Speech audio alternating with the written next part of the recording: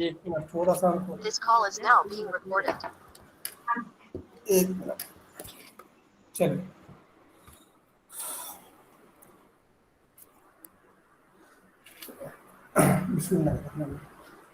अस्सलामु अलैकुम to all of you. वालेकुम सलाम सर। वालेकुम sir. And in the previous class, what we have discussed is about the digestion. What are the processes which involves in the digestion? What are the organs which take part in the digestion? And the first part, that is the sir mouth. आवाज clear नहीं आ रही है। Hello. आवाज loud. Hello हाँ hello, हाँ sir आवाज आ रही है आपकी? सर की आवाज क्लियर है, अपना चेक कर लो। सर आपकी आवाज आ रही है? तुम लोगों को क्लियर आ रही है? आवाज आ रही है सबको? Yes sir. जी sir, yes sir. Yes sir. ठीक, कंटिन्यू करिए सर, कंटिन्यू करिए। तो आप लोग थोड़े, क्योंकि ऐसे भी टाइम बहुत ज़्यादा निकल चुका है, ठीक है, 20 मिनट बचे हैं समझिए, तो आप लोग थोड़ा सा मतलब एक खामोश रहिए, मैं कंटिन्यू करता हूँ, ठीक है। तो हम लोग जो है लास्ट क्लास में हम लोग ऑलरेडी डाइजेस्टिव सिस्टम के थोड़ा ब्रीफ इंट्रोडक्शन कर चुके थे। डाइजेस्टिव सिस्टम के बारे में बताए थे, डाइजेशन क्या होता है, उसमें कौन कौन से प्रोसेस होते हैं, कौन कौन से ऑर्गन्स इन्वॉल्व होते हैं, और फिर उसमें जो डिफरेंट ऑर्गन्स के बारे में बता रहे थे या डिफरेंट पार्ट, बेटर टू से पार्ट।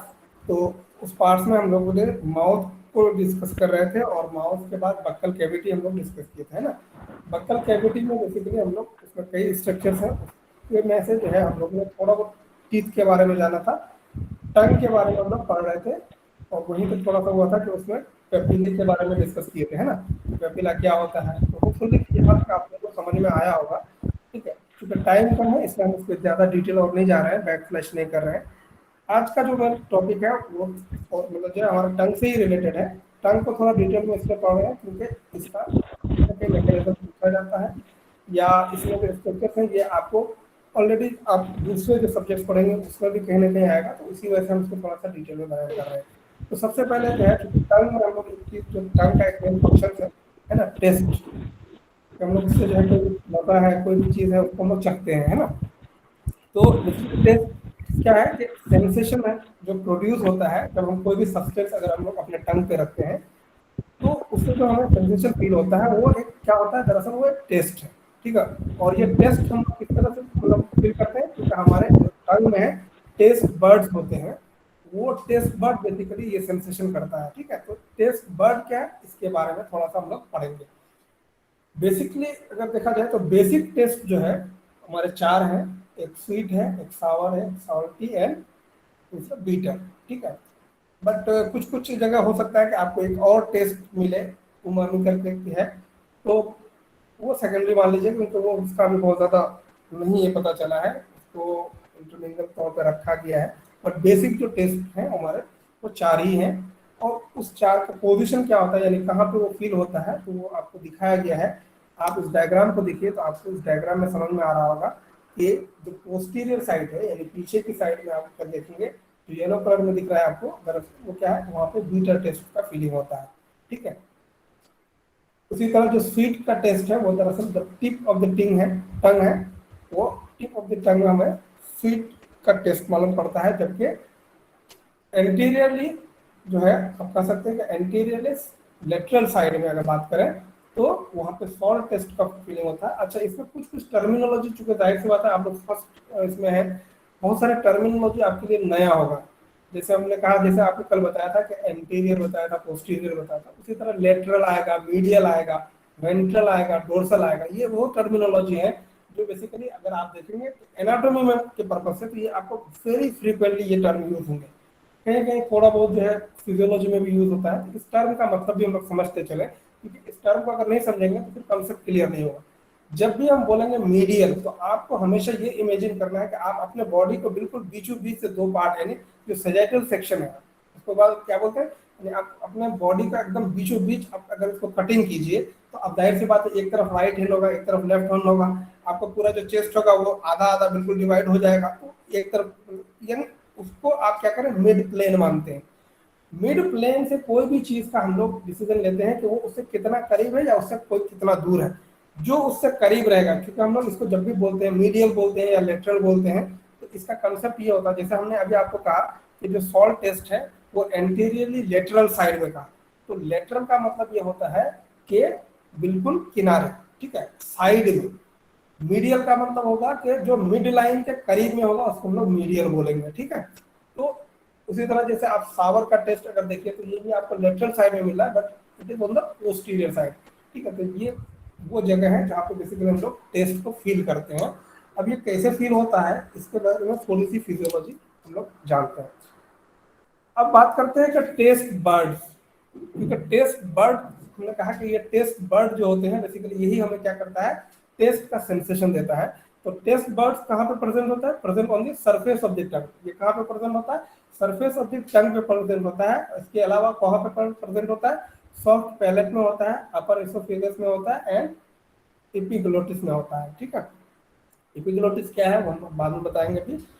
अभी फिलहाल ये समझ लीजिए कि इन जगहों पे हमारे क्या होते हैं, टेस्ट बर्ड्स होते हैं। बेसिकली हम लोग नेकेड आई से टेस्ट बर्ड को देख नहीं सकते। क्यों नहीं देख सकते, क्योंकि हमने आपको अभी जो पढ़ाया था पेपिला के बारे में, ठीक है, 4 तरीके के पेपिला पढ़ाया था ना, सर्कमवेलेंट पेपिला, फंगीफॉर्म पेपिला, फोलेट पेपिला, है ना। तो बेसिकली इस ये जो पेपिले हैं, ये जो आउट ग्रोथ है, इसके अंदर क्या होता है, हमारे टेस्ट बर्ड्स होते हैं। तो हम पेपिला तो नेकेड आई से दिखता है, but these taste buds are not seen by naked eye, ठीक है। अब इसमें क्या होते हैं बेसिकली, अगर आप देखेंगे तो ये जो यहाँ पे मैंने एक डायग्राम दिखाया है, इस डायग्राम से आपका स्ट्रक्चर समझ में आ रहा है कि taste buds are oval body, यानी ये समवट ओवल शेप का होता है, और इसका जो डायमीटर होता है वो कितना होता है, 50 to 70 माइक्रोन होता है, ठीक है। तो माइक्रोन का मतलब क्या होता है, 10⁻⁶। तो आप समझ सकते हैं कि ये कितना छोटा पार्टिकल है या कितना छोटा सा मतलब जो स्ट्रक्चर है, इसी वजह से हम इसको नहीं देख पाते हैं। अब एक टेस्ट बर्ड में की बात करें, about 50 to 150 taste cells are found in taste bud. यानी हमने क्या कहा, हमने कहा कि पेपिला के अंदर क्या होता है, टेस्ट बर्ड्स होते हैं, और एक टेस्ट बर्ड के अंदर कितना हमारा सेल होता है, 50 to 150 सेल्स होते हैं। हमने कहा था कि जो फिजियोलॉजी में हम लोग बेसिकली कहाँ पे जाएंगे, जब भी हम लोग कोई भी चीज का पढ़ेंगे तो हम लोग अल्टीमेटली उसके सेल्स पे जाएंगे। क्यों, अल्टीमेटली वो सेल्स में क्या हो रहा है वो वहाँ हमें देखना होता है, सेल्स के बारे में पढ़ना होता है। तो अब आप देखिए इसका स्ट्रक्चर, अब आपको स्ट्रक्चर ध्यान में रखना है, क्योंकि आपको चीजें उस तरह से याद नहीं करनी। आपको स्ट्रक्चर है तो आपको जाहिर सी बात है ये याद नहीं करना है कि ये ओवल शेप का होता है, बल्कि आपको अगर स्ट्रक्चर ध्यान है तो आप ऑटोमेटिकली ये लिखेंगे कि ये ओवल शेप का होता है या ओवल शेप का होता है, ठीक है। इसका डायमीटर आपको एकदम याद रखना पड़ेगा। डायमीटर के लिए कोई ऐसा फॉर्मूला नहीं है कि जो हम आपको बता दें उसकी वजह से ये हो जाए। अब एक यहाँ पे टेस्ट बर्ड को दिखाया गया, इस टेस्ट बर्ड के अंदर डिफरेंट टाइप्स ऑफ सेल्स दिखाए गए हैं। तो हमने कहा कि जो एक टेस्ट बर्ड होता है उसके अंदर कितने सेल्स होते हैं, 50 to 150 सेल्स होते हैं, और उसके अंदर भी जो सेल्स जो होते हैं वो डिफरेंट टाइप्स के सेल्स होते हैं। जैसे इसमें आपको दिखाया है कि टाइप 1 सेल है, ठीक है। तो there are 4 type of cells. अगर आप स्ट्रक्चर में देखें तो आपको यहाँ पे 4 तरीके का टेस्ट वजह सेल्स दिखाया गया है। Number 1 is the type 1 cells, type 2 cells, type 3 cells and type 4 cells. अब जो टाइप 2 सेल्स है, टाइप 2 सेल्स का बेसिकली फंक्शन अननोन है, इसके बारे में पता नहीं है कि ये एक्चुअली क्या है। जैसे मैंने कहा कि हमने अभी जो बताया कि टेस्ट बेसिकली जो बेसिक टेस्ट है हमारे 4 हैं, लेकिन उसमें एक नया टेस्ट किया गया है इसका उमामी का या यूमामी, जो भी आप पढ़ें। तो ये बेसिकली टाइप 2 टाइप की जो सेल्स होते हैं उसके बारे में, लेकिन इसका फंक्शन क्या है, किस तरह से ये करता है, इसके बारे में बहुत ज्यादा नॉलेज नहीं है या इसके बारे में लोग ज्यादा नहीं जानते। अब अच्छा, कौन सा टाइप 1 सेल, टाइप 1 सेल और टाइप 4 सेल्स, ये जो सेल्स होते हैं ये बेसिकली सपोर्टरी सेल्स होते हैं, यानी ये सपोर्ट करते हैं। जबकि टाइप 3 सेल्स जो होती है, टाइप 3 सेल्स उसको हम लोग क्या बोलते हैं, रिसेप्टर सेल्स होते हैं, यानी इसके अंदर रिसेप्टर्स होते हैं। ये बेसिकली क्या करता है कि यानी हमने कहा कि आप जो भी फूड आप माउथ में डालते हैं तो माउथ से क्या होता है, बेसिकली वहाँ पे एक एक्शन पोटेंशियल जनरेट होता है। इसमें बहुत सारी चीजें हो सकता है कि आपको भी नहीं समझ में आएगा क्योंकि ये कैसे, क्योंकि एक कोई भी हम लोग एक सिस्टम पढ़ रहे हैं तो सिस्टम में बहुत सारी चीजों का इन्वॉल्वमेंट होता है। इसमें नर्व का भी इन्वॉल्वमेंट है। तो अगर आपको कुछ समझ में नहीं आ रहा तो अभी घबराइएगा नहीं, ठीक है। वो धीरे धीरे करके सारी चीजें समझ में आएंगी, वो एक्शन पोटेंशियल कैसे होता है, इम्पल्स कैसे जनरेट होता है, ठीक है, कैसे फिर नर्व का ट्रांसमिशन होता है, वो सब हम लोग देखेंगे। तो अब टाइप 1, टाइप 2 और टाइप 3 सेल्स को अगर आप स्ट्रक्चर में देखिए तो आपको क्या दिखेगा कि इस स्ट्रक्चर का मतलब जो है ये क्या, इसके अंदर माइक्रोविलाई होते हैं और जो बेसिकली ओपन होता है, यानी ये जो microvilli which projects into the opening of epithelium, ये क्योंकि ये जो कोई भी सेल्स होता है या कोई भी लेयर होती है वो किसके पर मतलब जो बनी होती है या वो किसके ऊपर लाई करती है, उसकी जो लाइनिंग होती है वो एपिथेलियम की लाइनिंग होती है, ठीक है। तो ये जो हमारा बर्ड सेल्स है ये भी एपिथेलियल सेल से बना होता है या एपिथेलियल सेल के अंदर होता है, आप कह लीजिए उसके अंदर फिर ये सेल्स पाए जाते हैं, या ये बर्ड टेस्ट होता है और उसके अंदर डिफरेंट टाइप्स ऑफ सेल्स पाए जाते हैं। तो अब इसका मतलब ये होगा कि टाइप 4 जो सेल्स है उसमें, या जिसको हम लोग क्या बोलते हैं, टाइप 4 सेल्स को बेसल सेल भी बोलते हैं, ठीक है। तो ये बेसिकली क्या करता है, ये सपोर्टिव काम करता है, इसका काम बेसिकली सपोर्ट करना है, और इसके अंदर आप देखिए कि कोई माइक्रोविलाई नहीं दिख रहा है। तो आपको अगर स्ट्रक्चर ध्यान रखिए तो स्ट्रक्चर से आपको समझ में आ रहा है कि टाइप 4 में क्या है, माइक्रोविलाई नहीं है, ठीक है। अब बात करते हैं कि हमने कहा कि जो टाइप 3 मतलब थर्ड सेल्स यानी टाइप 3 सेल्स जो है उसको हम लोग क्या बोलते हैं, रिसेप्टर सेल्स बोलते हैं। और हर टेस्ट बर्ड जो है वो इनर्वेट होता है, यानी इनर्वेट का मतलब उसमें नर्व फाइबर्स होते हैं, approximately 50 nerve sensory nerve fibres होते हैं। क्या बोले हम कि ईच टेस्ट बर्ड, यानी ईच टेस्ट बर्ड में जाहिर सी बात है बहुत सारे टेस्ट बर्ड है, और हर टेस्ट बर्ड में क्या होता है, अप्रोक्सीमेटली 50 सेंसरी क्या होते हैं, नर्व फाइबर होते हैं। देखिए आप लास्ट में जब इसका बेस देखिए यहाँ पे दिखाया है गस्टेटरी नर्व फाइबर्स, ठीक है। बेसिकली क्या करता है, ये जो है ये नर्व फाइबर जो है डिफरेंट सेल्स को जो है क्या करता है, नर्व सप्लाई देता है या वहां से सेंसेशन लेके आता है। बेसिकली क्योंकि हमारा कोई भी चीज रखेंगे तो वो सेंसेशन कहाँ तक, दिमाग पे जाएगा, तो किसके थ्रू जाएगा, वो थ्रू जो है नर्व जाएगा, क्योंकि वही इम्पल्स लेकर के जाएगा, है ना, तो वो सेंसरी नर्व के थ्रू जाएगा, दिमाग उसको इंटरप्रेट करेगा, तभी तो हम taste different type of taste जो है उसको महसूस कर पाते हैं, ठीक है। तो इसमें अप्रोक्सीमेटली 50 सेंसरी नर्व फाइबर्स होते हैं, और हर नर्व फाइबर जो होता है वो अप्रोक्सीमेटली क्या करता है, 5 टेस्ट बर्ड के टर्मिनल्स को मतलब जो है ब्रांच देते हैं, ठीक है। और इसी को हम लोग क्या बोलते हैं, फर्स्ट ऑर्डर न्यूरॉन बोलते हैं, ठीक है। अब ये फर्स्ट ऑर्डर न्यूरॉन क्या है वो अभी आगे में और आएगा, इसके लिए आपको बताएंगे और हम समझा रहे हैं, ठीक है, कि वो क्या चीज है। तो ये बात समझ में आया। अब ये क्या होता है कि ये जो टेस्ट बर्ड्स होते हैं ये ओपन होते हैं, कहाँ, जहाँ पे माइक्रोविलाई हो है, यहाँ पे ये क्या होता है, बेसिकली ये ओपन होता है, यानी आपको जो माइक्रोविलाई है ये आप समझ लीजिए कि टंग के सरफेस पे है, ये माइक्रोविलाई कहाँ पे है, टंग के सरफेस पे है। तो यही ओपनिंग होती है, क्योंकि जाहिर सी बात है यहीं से वो चीजें, कोई भी चीज आप जो डाल रहे हैं तो वहीं से वो इम्पल्स ले रहा है और उसको जो है ट्रांसफर कर रहा है। तो टेस्ट बर्ड है द पोर, ये जो माइक्रोविलाई जहाँ ओपन हो रहे हैं उसको हम लोग क्या बोलते हैं, पोर बोलते हैं, that opens on the outer surface of the tongue, ठीक है। नेक्स्ट, अब जो है टेस्ट बर्ड की अगर बात करें तो टेस्ट बर्ड में बेसिकली 3 टाइप के सेल्स, मैंने बताया कि 3 टाइप के सेल्स हुए। एक सपोर्टिंग सेल्स हुआ, सपोर्टिंग सेल्स में basically type 1 and type 4 cells हुआ। सेंसरी सेल्स या जिसको रिसेप्टर सेल्स बोल रहे थे basically type 3 cells, and basal cells जो बेसिकली टाइप 4 सेल्स है, ठीक है। अब मैंने कहा कि ये जो हमारा टेस्ट बर्ड है ये कहाँ पे प्रेजेंट था, ये हमारे पेपिला में प्रेजेंट था, और हमने आपको बताया था कि जो किस किस पेपिला में हमारा ये टेस्ट बर्ड होता है, तो सर्कमवेलेंट पेपिला में होता है, फोनेट पेपिला में होता है, और फंगीफॉर्म पेपिला में ये टेस्ट बर्ड पाए जाते हैं। इसका मतलब ये हुआ कि फीलीफॉर्म जो पेपिला था उसमें टेस्ट बर्ड नहीं पाए जाते हैं, ये हम लोग ऑलरेडी जब वो बता रहे थे तो वहाँ पे भी हमने ये बताया था, ठीक है। तो ये चीज समझ में आया कि टेस्ट बर्ड में जो है बेसिकली कहाँ कहाँ लाई करता है, किसकी बात कर रहे हैं हम, पेपिला की बात कर रहे हैं, ठीक है। इसके अलावा हमने आपको क्या बताया कि उसके अलावा जो आपको इंस्ट्रक्शन बताया कि मतलब जो है वो पैलेट में होगा, एपिग्लोटिस में होगा, तो वहाँ पे चूंकि जाहिर सी बात है वहाँ पे पेपिला नहीं पाया जा रहा है, तो वहाँ पे डायरेक्टली उसका मतलब प्रेजेंस है, ठीक है। तो अगर पेपिला की बात करें तो ये 3 पेपिला में पाए जाते हैं, ठीक है।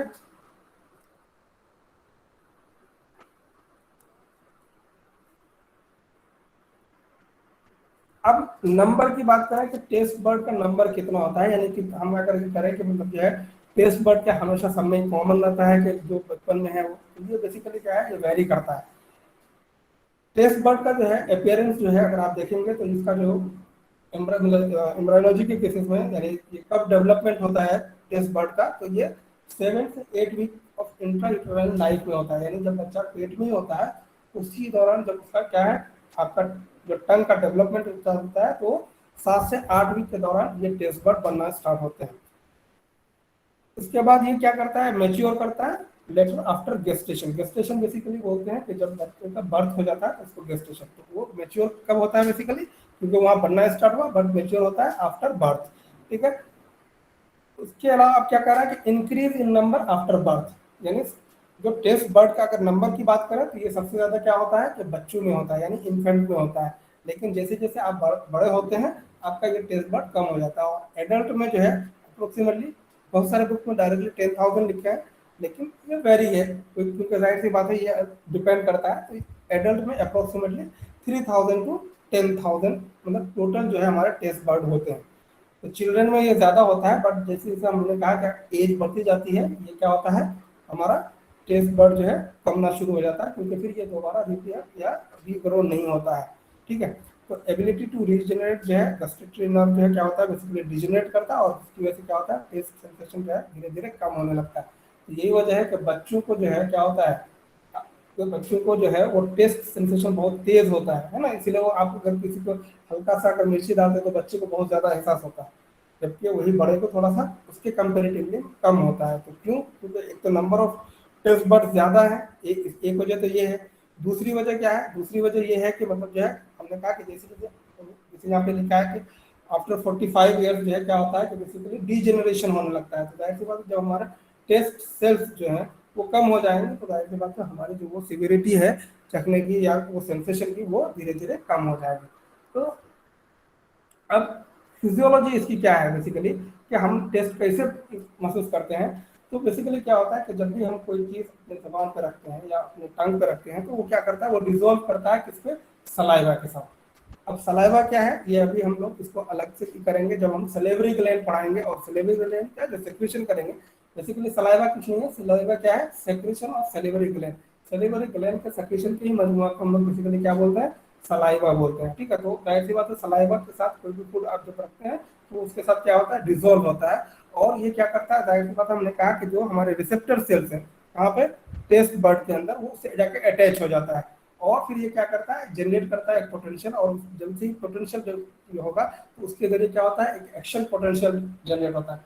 जब एक्शन पोटेंशियल जनरेट होगा तो उससे इम्पल्स प्रोड्यूस होगी। ये इसमें से अगर कोई चीज़ समझ में नहीं आ रही तो आप घबराइए नहीं, ये जब हम लोग ये बहुत जगह आएगा क्योंकि अक्सर चैप्टर में आएगा, तो हम कोशिश करेंगे कि आपको जब क्लास अगर फिजिकल क्लास लेंगे तो वहाँ पे एक दिन समझाएंगे, क्योंकि इसको हम बोल के अगर ऐसे समझाएंगे तो हो सकता है कि नहीं समझ में आए, क्योंकि इसमें डीपोलराइजेशन और रिपोलराइजेशन का कंसेप्ट है। तो बहरहाल एक्शन पोटेंशियल से एक इम्पल्स जनरेट होगा, और वो इम्पल्स जो है क्या करेगा, थ्रू द नर्व जो है फिर वो क्या करेगा, अपने सेंटर्स पे जाएगा, और सेंटर्स को जो है क्या करेगा, इंटरप्रेट करेगा कि हाँ भाई ये टेस्ट है ना। क्या वो आप कोई भी चीज़ रखेंगे तो एक ही टेस्ट तो नहीं, डिफरेंट टेस्ट महसूस हो रहा है, तो वो टेस्ट जाहिर सी बात है वो इंटरप्रिटेशन के बाद ही होता है। ठीक है, तो बेसिक मैकेनिज्म ये है, यानी इस तरीके से बेसिकली ये फिर होता है।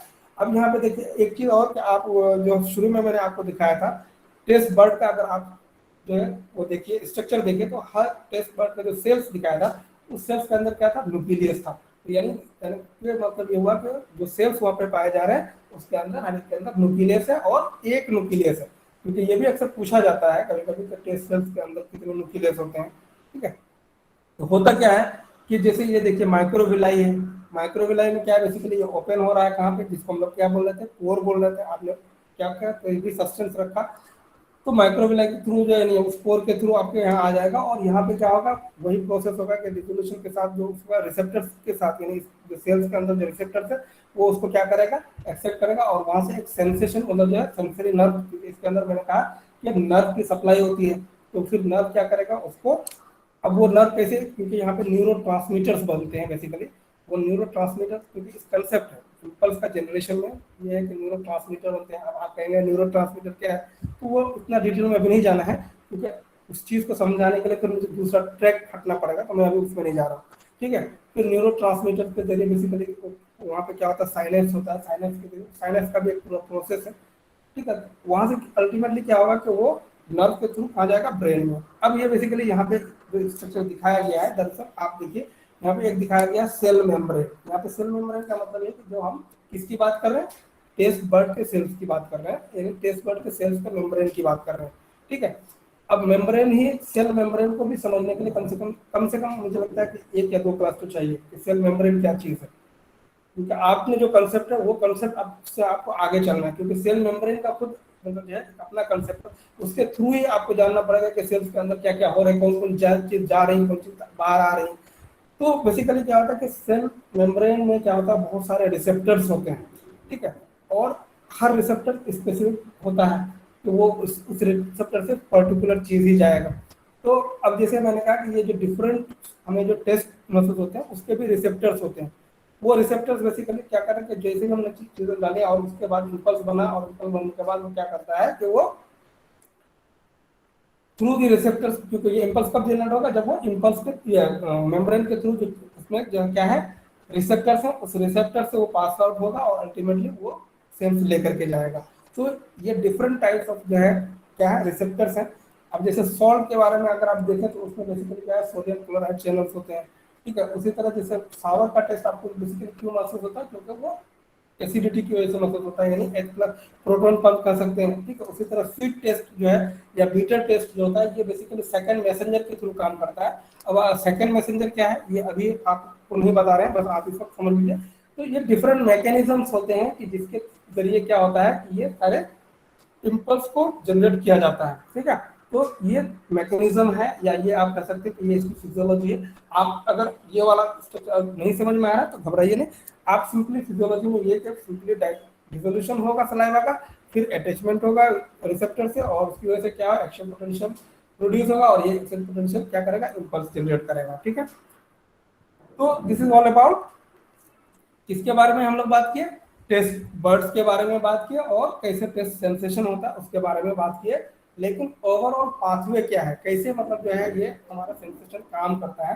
तो बेसिकली अगर आप इसको देखेंगे तो इसमें क्या होता है कि जो इसमें ऑर्डर होते हैं, ऑर्डर किसको बोलते हैं, यानी न्यूरॉन का ऑर्डर होता है। ये एक न्यूरॉन जो है ऑर्डर करेगा दूसरे को, दूसरा देगा तीसरे को, यानी बेसिकली हम लोग अगर नर्वस सिस्टम की थोड़ा सा बात करें तो यहाँ पे क्या होता है, 3 तरह के क्या होते हैं, 3 तरह के हमारे पास न्यूरॉन ऑर्डर्स होते हैं। इसको हम लोग एक को बोलते हैं फर्स्ट ऑर्डर न्यूरॉन, दूसरे को बोलते हैं सेकंड ऑर्डर न्यूरॉन, और तीसरे को बोलते हैं थर्ड ऑर्डर मतलब ऑर्डर न्यूरॉन। अब फर्स्ट ऑर्डर न्यूरॉन का मतलब क्या है उसको थोड़ा सा समझ लीजिए पहले कि फर्स्ट बेसिकली क्या होता है कि हम लोग जब भी कर रहे हैं कि ऑर्डर का मतलब क्या हुआ कि कोई चीज को लेकर के जाना, किसी का मतलब हुक्म को लेकर के जाने को हम ऑर्डर बोलते हैं ना। तो बेसिकली क्या होता है, जो फर्स्ट ऑर्डर न्यूरॉन होता है वो क्या करता है, वो कैरी करता है सिग्नल को कहाँ से, पेरीफेरी से, यानी पेरिफेरल पार्ट से क्या करेगा, सेंट्रल नर्वस सिस्टम के मतलब बेसिकली स्पाइनल कॉर्ड के पार्ट में कर लीजिए, या बेटर टू से स्पाइनल कॉर्ड ही जरूरी नहीं है, बेसिकली आपका नर्वस सिस्टम पे कर लीजिए।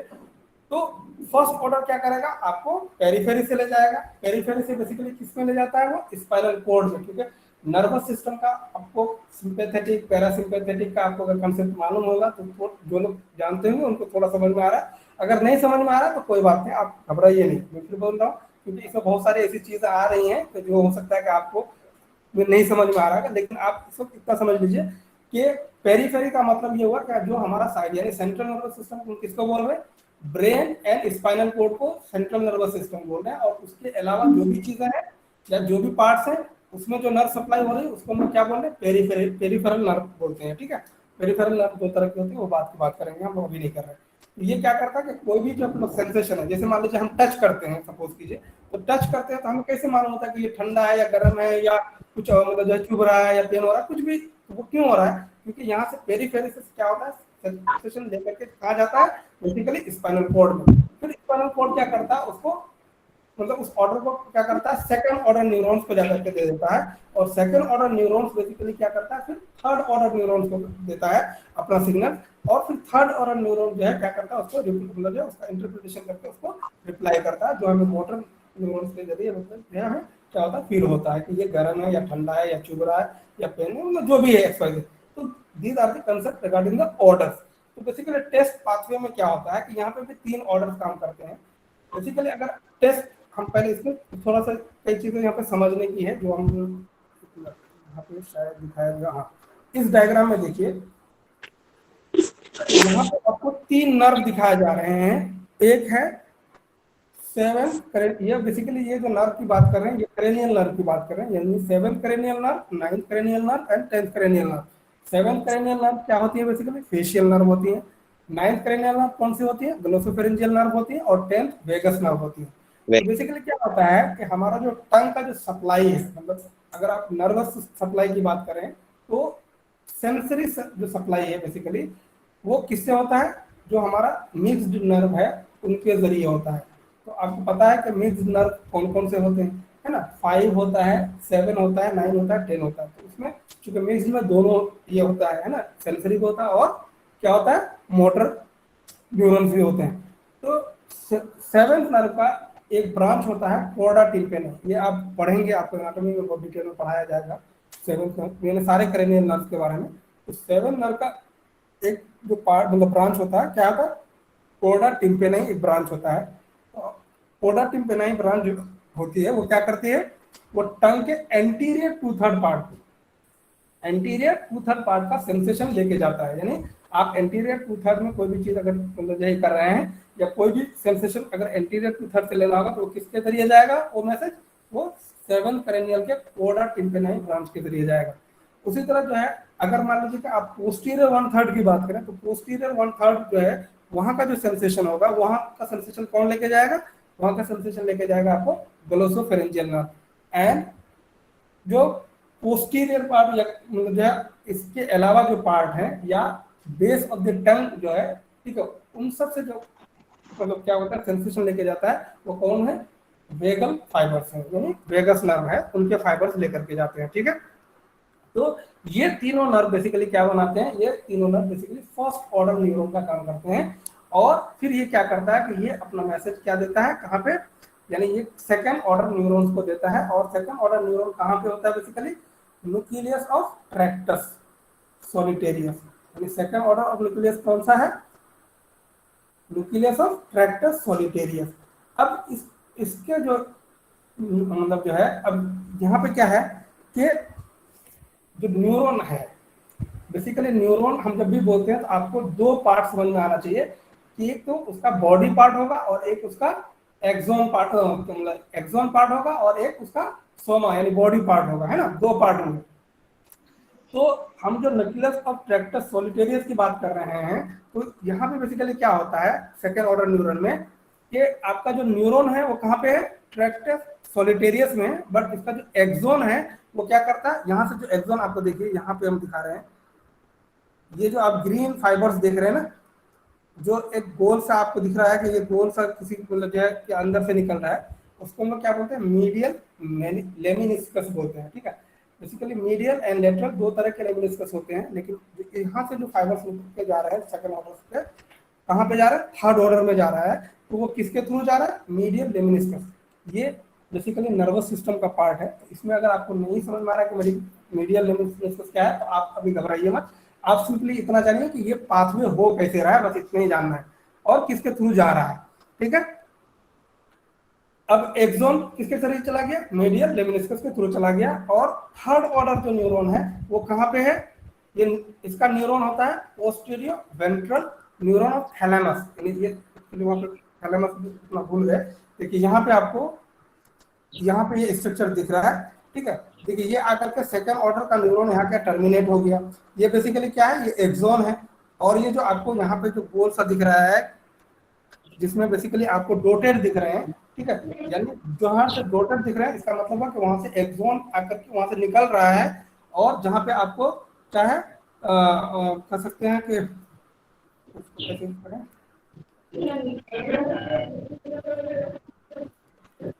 जिसमें आपको 2 मतलब जो है क्या हुआ है, यानी गोल जो है गोल गोल बना हुआ है, डॉटेड बना हुआ, उसके नीचे देखिए तो बाइफर्केशन है, वो बेसिकली इंडिकेट कर रहा है कि ये टर्मिनेट कर रहा है। ठीक है, तो यहाँ आकर सेकंड ऑर्डर का न्यूरॉन मतलब एक्सोन टर्मिनेट हो गया। तो थर्ड ऑर्डर न्यूरॉन का जो बेसिकली क्या है, न्यूरॉन की बात कर रहे हैं, तो न्यूरॉन कहाँ है?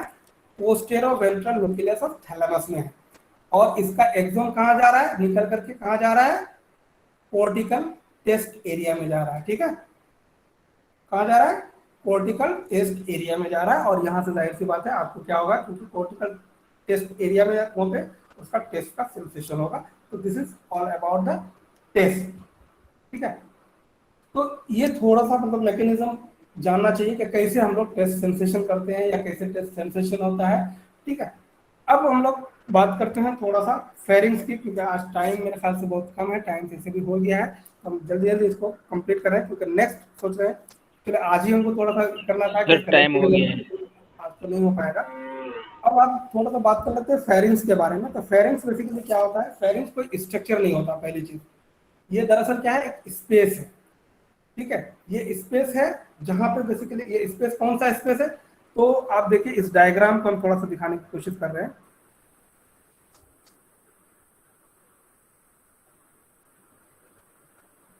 देखिए हमने आपको कहा था कि बेसिकली हमारा क्या है, ये जो नोज है, नोज से जो है हमारा क्या है, ओपनिंग है। इसका ओपनिंग जो है बैक साइड में जहाँ खुलता है, ठीक है, उसको हम लोग क्या बोलते हैं? इंटरनल नोस्ट्रिल, ठीक है। इंटरनल नोस्ट्रिल कहाँ खुलता है? बेसिकली अंदर की साइड में। और जो बाहर की तरफ हमारा जो नाक में सुराख मतलब सुराख है, उसको क्या बोलते हैं? एक्सटर्नल नोस्ट्रिल, ठीक है।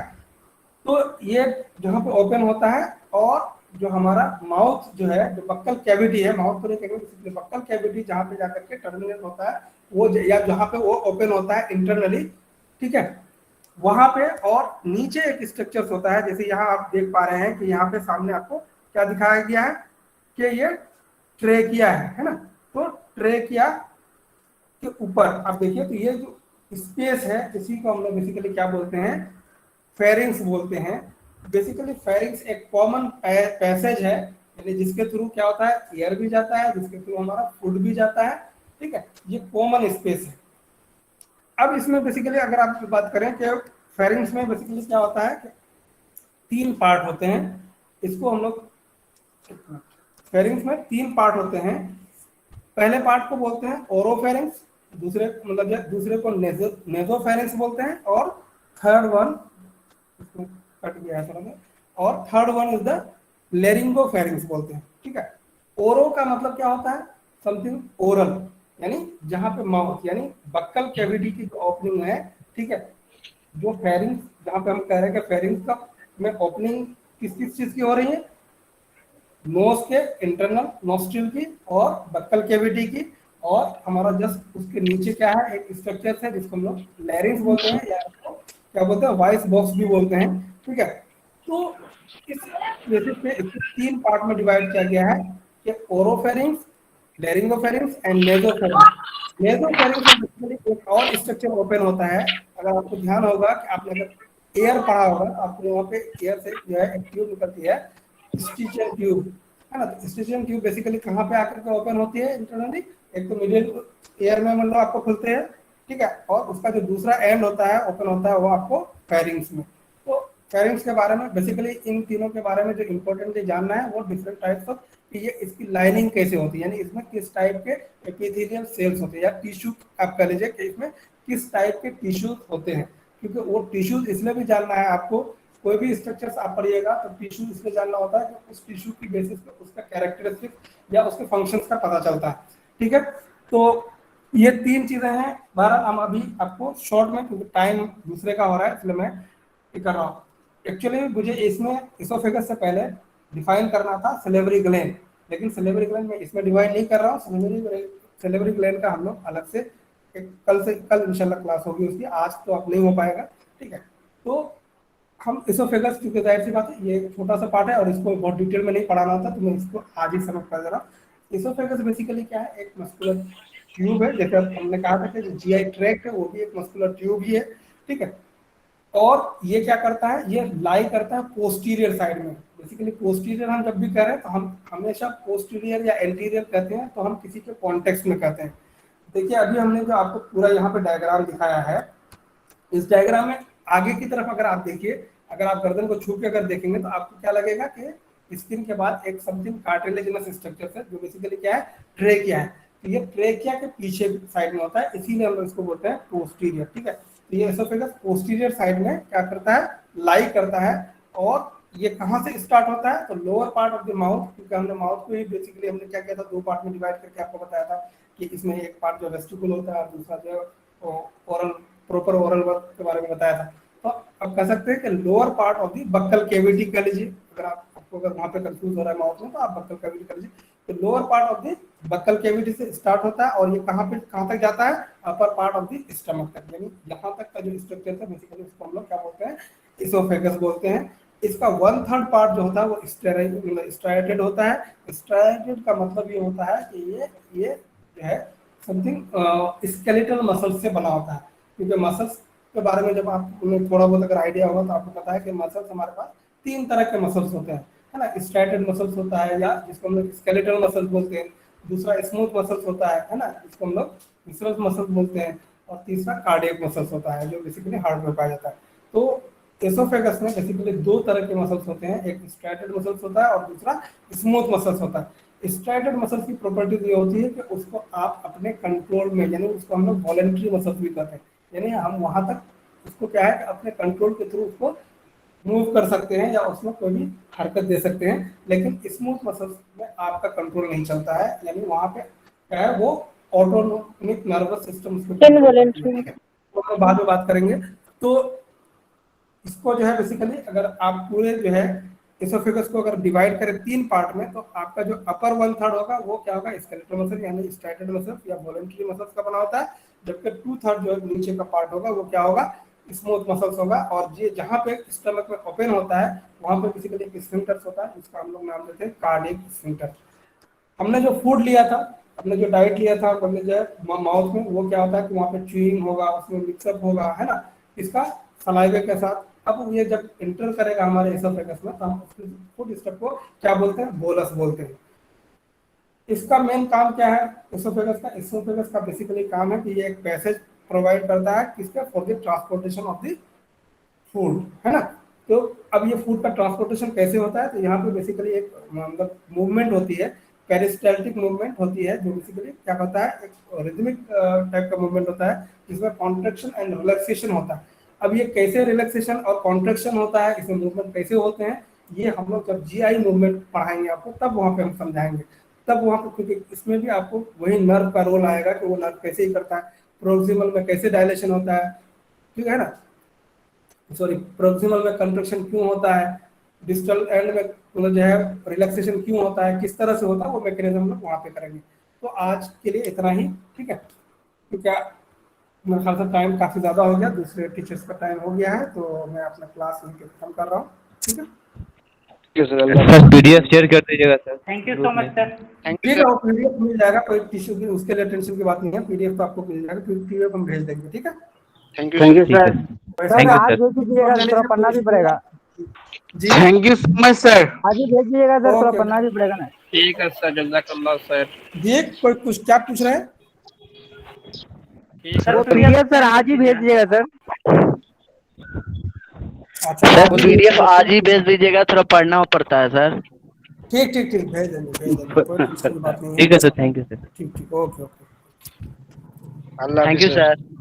ठीक है, वेलकम, अल्लाह हाफिज सर। अल्लाह हाफिज।